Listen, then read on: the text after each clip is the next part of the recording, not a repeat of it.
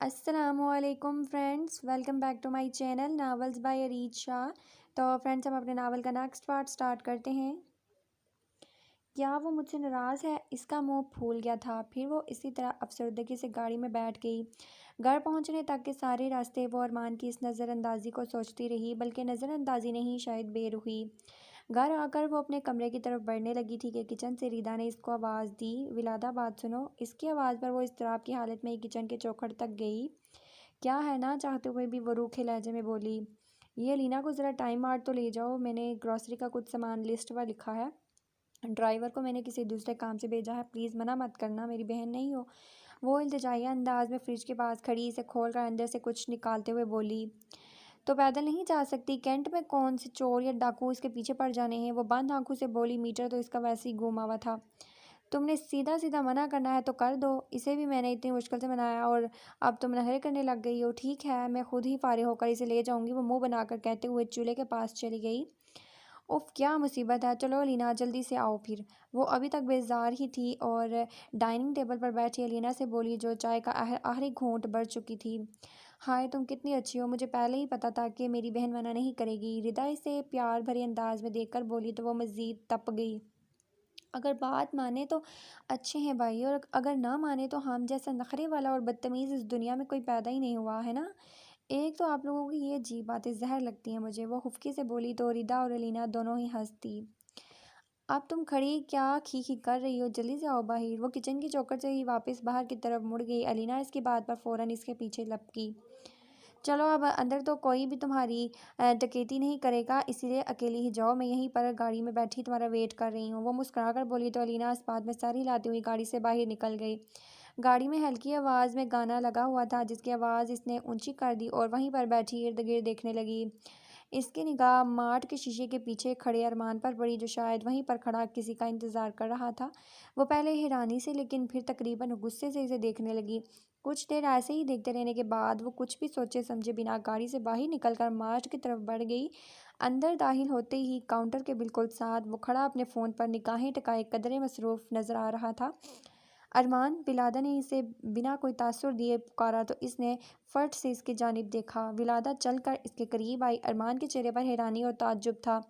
तुम यहाँ पर क्या कर रही हो? वो अभी तक हैरान था। आप मुझे नज़रअंदाज कर रहे हैं, जवाब देने के बजाय इसने सवाल किया। विलादा, अभी जाओ, मैं तुमसे कुछ देर में बात करता हूँ। वो इसे संजीदगी से कह रहा था, लेकिन पता नहीं क्यों विलादा को इसका अंदाज उखड़ा उखड़ा सा लगा। आप मुझसे नाराज़ हैं? वो मुंह बनाकर बोली। नहीं विलादा, अपना ख्याल रखना भाई। ये कहकर वो तेज़ी से इसके दाएं तरफ से होकर चला गया। विलादा बेइख्तियार पीछे मुड़कर इसके जाते हुए शाक की कैफियत में दिखती रह गई। आप ऐसा क्यों कर रहे हैं? इनकार करना तो मेरा हक था ना, फिर ये बात आपने हमारी दोस्ती के बीच क्यों आने दी? वो अपने आंसू साफ करती हुई मार्ट से बाहर निकल गई। अगले एक हफ्ते तक इसका ये सदमा ही ख़त्म ना हो पाया। वो यकीन ही नहीं कर सकती थी कि अरमान भी कभी इससे नाराज़ हो सकता है या फिर इस तरह बेरुखी बरत सकता है इसके साथ। वो इस रात अपने कमरे में बैठी बेड पर अपनी फाइल्स और कुछ पेपर फैलाए उन पर काम कर रही थी, जब इसके बेड के साथ लगी खिड़कियों के ज़ोर से बजने की आवाज़ आई। इसने हड़बड़ाकर खिड़कियों की जानिब देखा। कैंट में किसी भी किस्म की चोरी डकैती या फिर दहशतगर्दी का सवाल ही पैदा नहीं हो सकता था। सो ये इत्मीनान दिल में रखे वो अल्लाह का नाम लेती हुई बेड पर से उठ गई और नंगे पाँव खिड़की के पास जाकर बारी पर्दे हटाए। बालकोनी का मंजर देखकर वो सकते की हालत में रह गई। इसने 2 सेकंड से पहले हैरानी की आलम में खिड़की का हिक खोला। बाहर अरमान खड़ा हुआ था, पसीने में ऐसे भीगा हुआ जैसे अभी नहा कर आया हो। चेहरे पर दर्द के हल्के से तासरात, नीचे से जीन्स गाढ़े सुर्ख रंग में रंगी हुई थी। अरमान, इसने बेसाख्ता अपने मुंह पर हाथ रखा। अरमान जल्दी से इसके कमरे के अंदर गया और बेड पर जाके बैठ गया। विलादा, ये मेरी टांग पर गोली लगी है, अगर निकाल सकती हो तो निकाल दो। और विलादा ने तेज़ी से वापस मुड़कर खिड़कियां बंद करने के बाद स्याह पर्दे आगे किए, जिससे बाहर का मंजर स्याह और तारीक हो चुका था। फिर इसने भागकर अपने कमरे के दरवाजे के पास जाके बटन ऑन किया, जिससे सारे कमरे में रोशनियां बिखर गई। इसने बत्तियां जलाकर अरमान को देखा, जो इसकी तरफ पुश्त किए आंखें बंद किए बैठा था। वो वहीं पर खड़े होकर कुछ सोचने लगी और फिर अपनी अलमारी के पास जाकर 2 बड़े डब्बे निकालकर इसके पास आकर नीचे मार्बल फर्श पर बैठ गई। थोड़ा सा दर्द होगा, अगर आप चाहें तो अपनी आंखें बंद कर लें। वो इसके दर्द और तकलीफ़ को महसूस कर सकती थी, जो फ़िलहाल चेहरे पर बिना कोई तासुर लाए इसे देख रहा था। विलादा ने डिब्बे में से कैंची निकालकर इसकी जीन्स की पैंट नीचे से थोड़ी काट दी। गोली टहने के बिल्कुल ऊपर लगी थी, जहाँ पर तेज़ी से खून रस्ता हो नीचे गिर रहा था। इसे अरमान की तकलीफ़ का अंदाज़ा इस ज़ख्म से ही हो गया था। इसने संजीदगी से डब्बे में से बारीक दस्ताने निकाले और चिमटी नुमा आला निकाल कर गोली निकालने की कोशिश की, जो कदरे ऊपर ही थी। कुछ ही देर में गोली निकल चुकी तो इसने एक लिक्विड की शीशी निकाल कर इसके चंद कतरे ज़ख्म पर फेंके और फ़ौरन अरमान को देखा, जो अभी भी बिल्कुल पुरसुकून सा बैठा हुआ था। इसके चेहरे पर दर्द और तकलीफ़ के असरात दूर दूर तक नहीं थे। विलादा इन फ़ौजियों की हिम्मत और बर्दाश्त की हदों को सराहे बिना न रह सकी, क्योंकि इस लिक्विड के ज़ख्म पर डाले जाने से ही चाहे मर्द ही क्यों ना हो, कराह करा कर रह जाता है। इसे फिर भी ये सारा काम करते हुए तकलीफ़ हो रही थी, लेकिन वो अब यहाँ रो कर बैठने से तो रही, सो अपने काम को जल्द अज जल्द ज़िम्मेदारी से ख़त्म करने लगी। इसकी शर्ट पसीने से पूरी तरह भीग चुकी थी। फिर इसने रुई से इसका ज़ख्म साफ़ किया और इस पर पट्टी बांधी। वो ये सारा काम बहुत ही महारत और पेशा वराना तरीके से कर रही थी। इस सारे में अरमान इसे बहुत गौर और संजीदगी से देख रहा था। विलादा के अंदाज से ऐसा भी लग रहा था कि वो नाराज़ है या फिर बहुत ही गुस्सा है, लेकिन कुछ ही देर के बाद वो इसे खुद ही मना लेगा। विलादा इसकी ड्रेसिंग करने के बाद वहाँ से फ़ौरन उठ गई। कहीं भी जाइएगा मत, मैं आ रही हूँ। वो सारी चीज़ें बैग के अंदर रखती हुई इन्हें वापस अलमारी के अंदर रख कर बाथरूम चली गई। 2 मिनट में हाथ धोकर बाहर निकलते ही वो इसे देखे बिना कमरे से बाहर निकल गई। अरमान वहीं पर बैठा बैठा कुछ सोचने लगा। उस दिन वो सीएमएच किसी काम से मेजर अब्दुल्ला के साथ आया था। जब विलादा ने इसे देखा तो अब्दुल्ला इसी के साथ ही था। इसे मालूम था कि अगर वो इसे नज़रअंदाज कर दे तो इसका कफ़ारा भरा जा सकता है, लेकिन अगर वो इसे अब्दुल्ला के साथ देख लेगी तो इसका इस पर से एतबार उठ जाएगा। वो अब विलादा को मज़ीद तकलीफ़ नहीं देना चाहता था, सो बिना कोई तासुर दिए वो इसे वहीं पर छोड़कर गाड़ी में बैठ गया। अगरचे इस अमल से इसे खुद भी बहुत तकलीफ़ हुई थी, लेकिन ये सब वो इसकी भलाई के लिए ही करना चाहता था। मार्ट में भी वो अब्दुल्ला ही के साथ था। विलादा को वहाँ पर देखकर वो मज़ीद परेशान हो गया, सो थोड़ी सी सख्ती दिखाकर वो वहाँ से चला गया। वो नहीं चाहता था कि विलादा इसके बारे में गलत सोचे या फिर वो इसकी वजह से हर्ट हो, सो मजबूरी में इसे इसके साथ ऐसा करना पड़ा। इसने इरादा कर लिया था कि वो घर जाते ही इसे कॉल करेगा या फिर इसके घर चला जाएगा, लेकिन इसे उसी दिन किसी काम से कोयटा जाना पड़ गया। वहाँ पर मसरूफियात के दौरान इसे अपने आप समेत दुनिया की किसी भी दूसरी चीज़ या सोच की होश ही ना रहा। बस जिन कामों की अंजामदही के लिए यहाँ पर भेजा गया था, इन्हीं में मसरूफ़ रहा। खारियाँ पहुँचते ही एक बार फिर किसी ने इस पर हमला करने की कोशिश की, लेकिन निशाना गलत लगने पर हमला आवर नाकाम रहा। गोली इसकी टांग पर लग गई। वो हॉस्पिटल भी जा सकता था या फिर अपने मुताबिक ये छोटा सा ज़ख्म खुद भी साफ़ कर सकता था, लेकिन इसे विलादा से मिलना था। वो इसे एक बार देखना चाहता था। वो इसे बहुत याद आ रही थी, सो वो इसी के पास ही चला आया।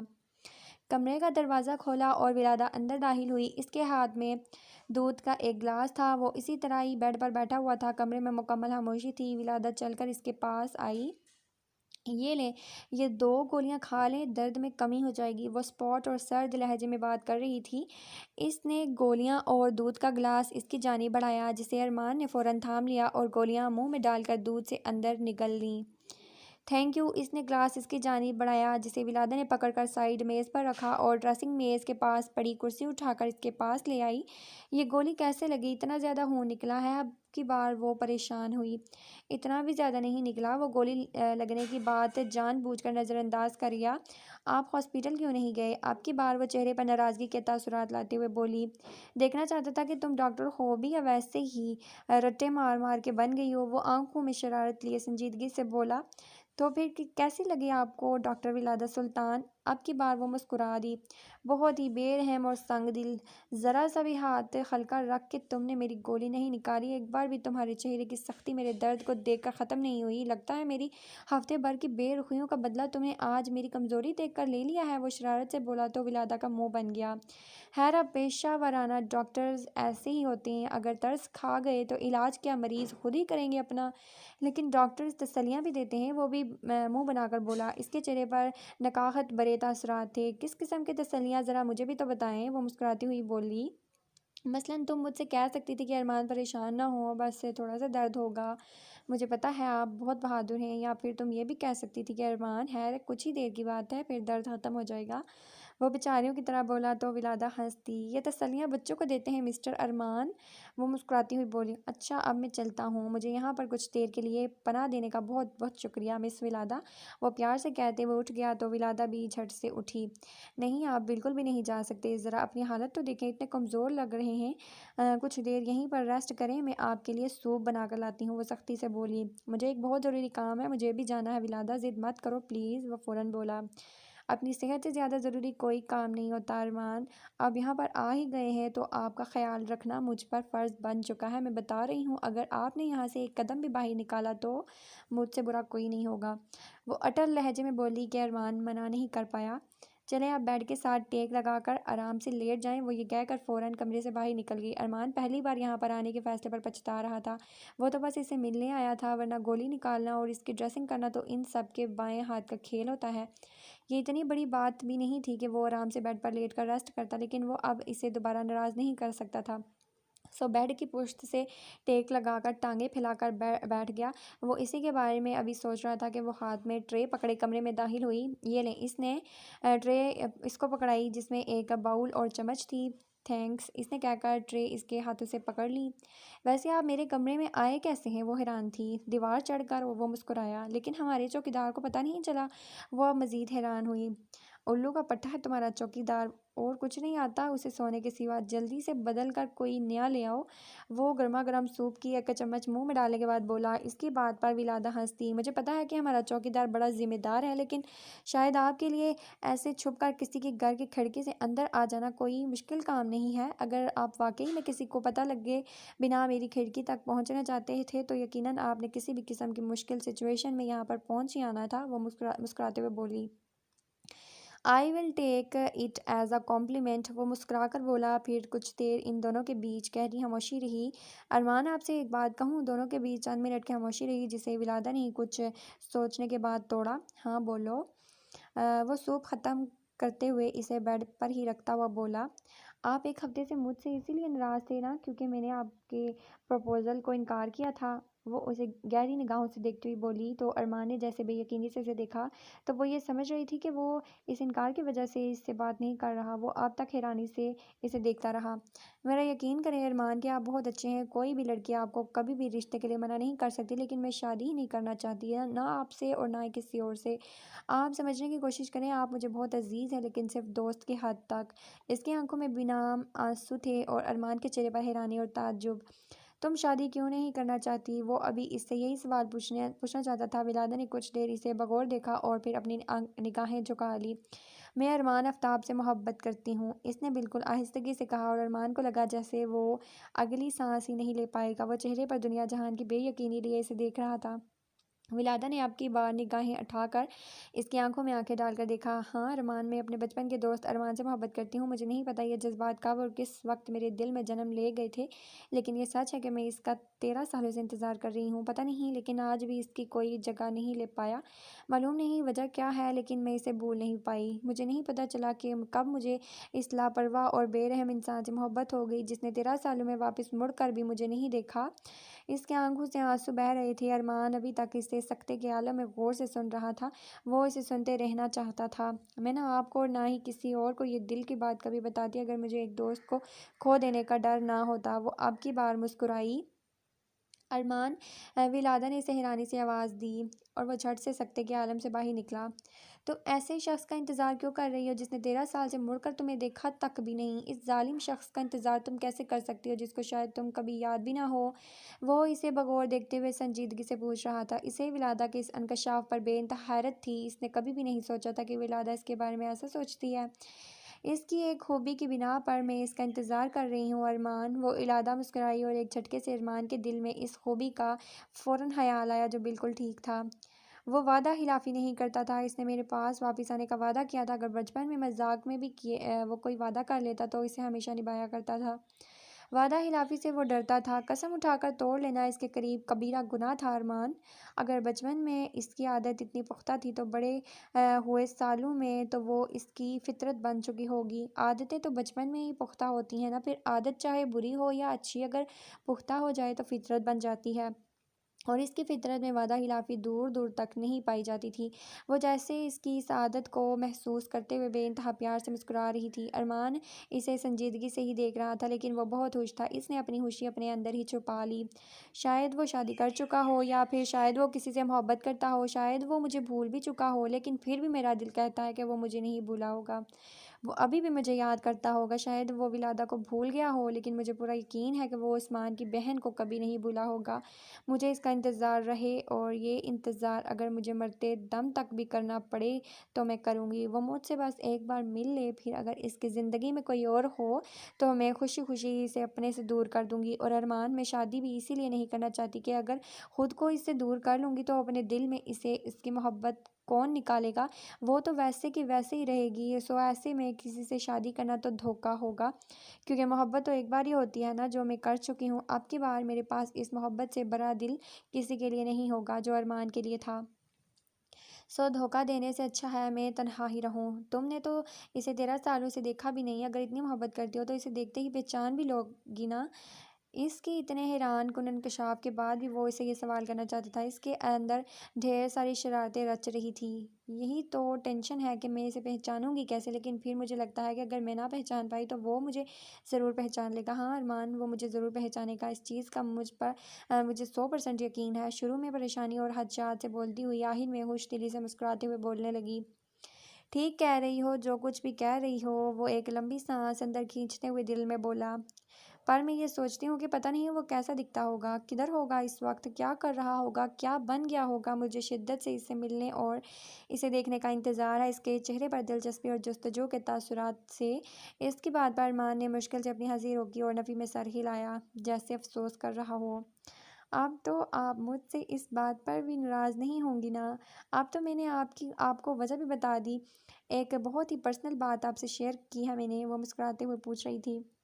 नहीं, मैं तुमसे बिल्कुल भी नाराज़ नहीं हूँ। वो इसे अपनी सफाई में कुछ भी नहीं कहना चाहता था। अलबत्ता एक तरह से शुक्र अदा कर रहा था कि विलादा ने इससे ना बात करने के बारे में कोई सवाल पूछकर आज़माइश में नहीं डाला। क्या अब मैं घर जा सकता हूँ? वो इल्तिजाई अंदाज में बोला।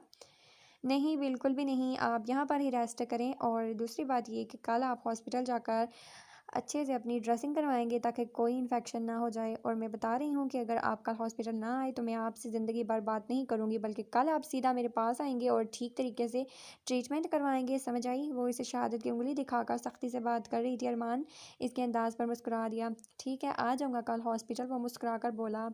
आप रेस्ट करें, कल सुबह हमारे साथ नाश्ता करके जाइएगा। वो ये कहती हुई बेड पर से उठ गई। तुम्हारे घर वाले क्या सोचेंगे, ये बात मुनासिब नहीं है विलादा। वो झट से बोला। मेरे घर में जो भी रहता है वो मुझे जानता है और अपने काम से काम रखता है। मैंने जो भी बात करनी हुई कर लूँगी। आप इसकी टेंशन मत लें और बेफिक्र होकर सो जाएं। वोटर लहजे में इससे कह रही थी। तो तुम कहाँ पर सोओगी? वो परेशान हुआ था। अव्वल तो ये कि आज मेरे पास हॉस्पिटल का बहुत काम है, इसलिए फ़िलहाल मैं सो नहीं रही। और दोम ये कि मुझे नींद भी नहीं आती। मुख्तसर ये कि मुझे इंसोमिनिया बेख्वाबी है, सो मैं बहुत कम सो पाती हूँ। शब बख़ैर। ये कहकर वो दरवाजे की तरफ बढ़ी। इसकी बात पर अरमान हैरान और परेशान रह गया। अगर किसी भी चीज़ की ज़रूरत हो तो मुझे नीचे लाउंज में हूँ मैं, आप उठिएगा मत, मुझे फ़ोन कर लीजिएगा। फिर वो कमरे से बाहर निकल गई और अरमान हैरतों में घिरा रह गया। लेकिन फिर कुछ ही लम्हों में एक अजीब सी मुस्कुराहट इसके चेहरे पर आई। अब विलादा को इसका होने से कोई भी नहीं रोक सकता था, और चंद ही दिनों में वो अपने कुछ काम को पूरा करके विलादा को सब सच बताने वाला था।